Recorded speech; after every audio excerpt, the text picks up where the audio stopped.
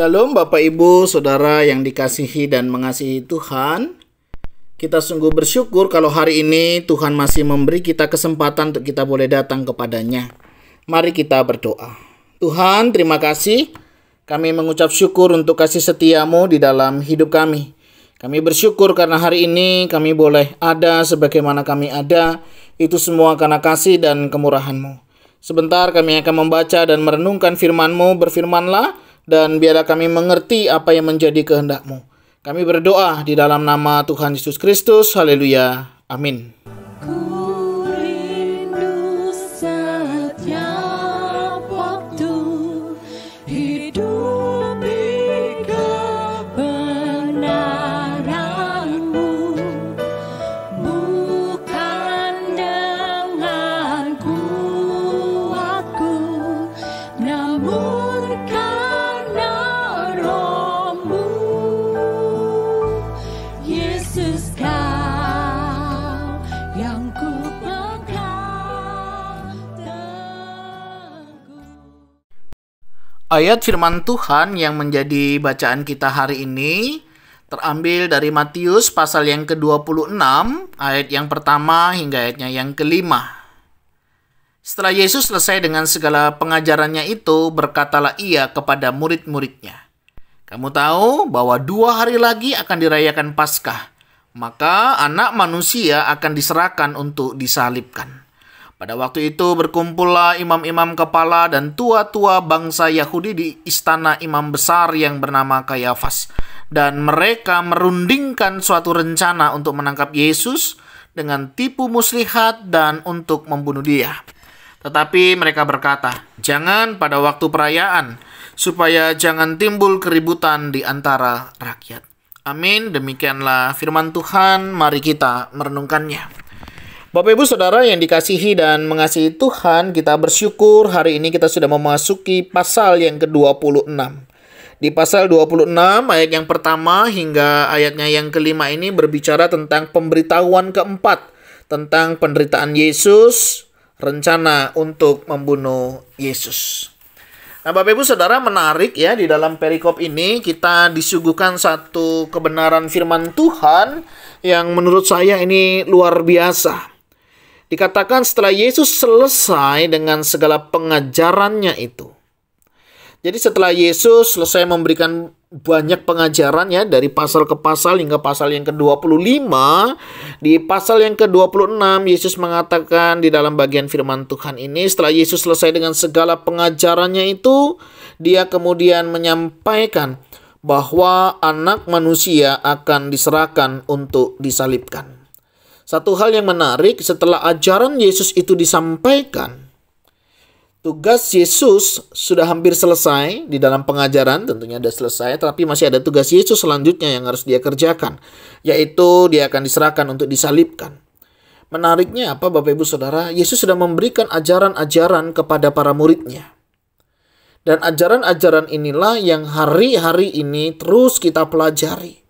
Kita pelajari, kita pahami, yang tentunya kita akan imani dan kita akan lakukan di dalam kehidupan kita hari lepas hari. Nah, biarlah ajaran-ajaran Yesus yang beberapa waktu ini kita sudah pelajari, setiap hari kita renungkan, kita baca, ini boleh menolong kita di dalam kita menjalani kehidupan, di dalam kita menanti kedatangannya yang kedua.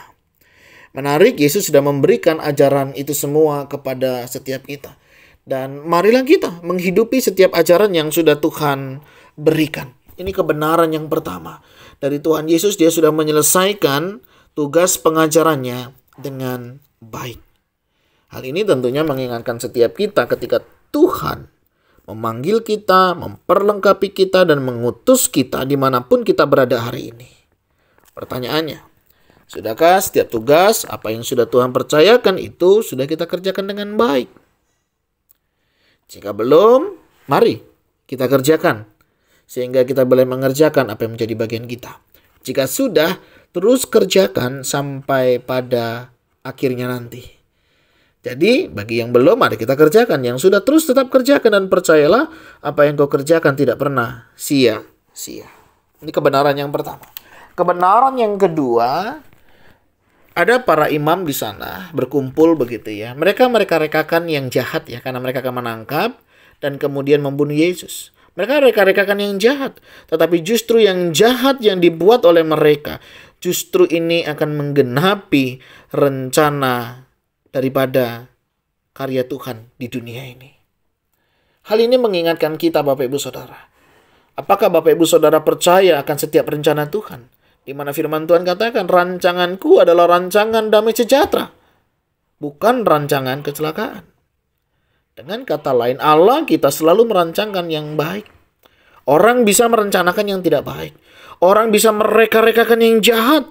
Seperti saudara-saudaranya Yusuf kepada Yusuf. Mereka bisa mereka-rekakan yang jahat.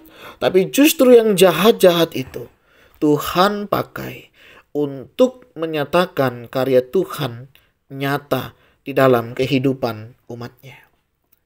Bapak Ibu Saudara, di dalam kehidupan kita hari ini, ketika ada orang berbuat jahat kepada kita, ketika ada seseorang melakukan hal-hal yang mungkin menurut kita tidak baik, mungkin membuat kita marah, kecewa, sakit hati, mari kita coba merenungkan apa rencana Tuhan di balik ini semua. Saya percaya Tuhan pasti punya rencana yang jauh lebih indah dari apa yang kita pikirkan dan yang kita bayangkan. Orang lain boleh mereka-rekakan yang jahat, tapi percayalah, Tuhan selalu merancangkan untuk kebaikan bagi kita semua. Dua kebenaran firman Tuhan ini mengingatkan kita. Yang pertama, Yesus mengerjakan tanggung jawab dengan selesai. Yang kedua, kita melihat orang boleh mereka-rekakan yang jahat, tapi rencana kekal Allah adalah yang terbaik. Justru dengan reka-reka yang jahat ini membawa Yesus menggenapi kebenaran firman Tuhan, bahwa dia mati di atas kayu salib untuk menebus setiap kita orang yang berdosa. Kalau ada di antara kita hari ini sedang mengalami keterpurukan, kondisi yang mungkin tidak baik, mungkin karena orang lain atau mungkin karena diri kita sendiri, mari kita datang kepada Tuhan, minta pimpinan Tuhan. Biarlah apa yang terjadi dalam hidup kita boleh membawa kita senantiasa tetap memuliakan nama Tuhan.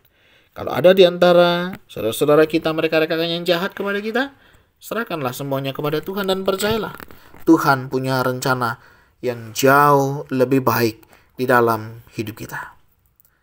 Dan kiranya setiap kita boleh tetap percaya akan rancangan Tuhan yang terbaik.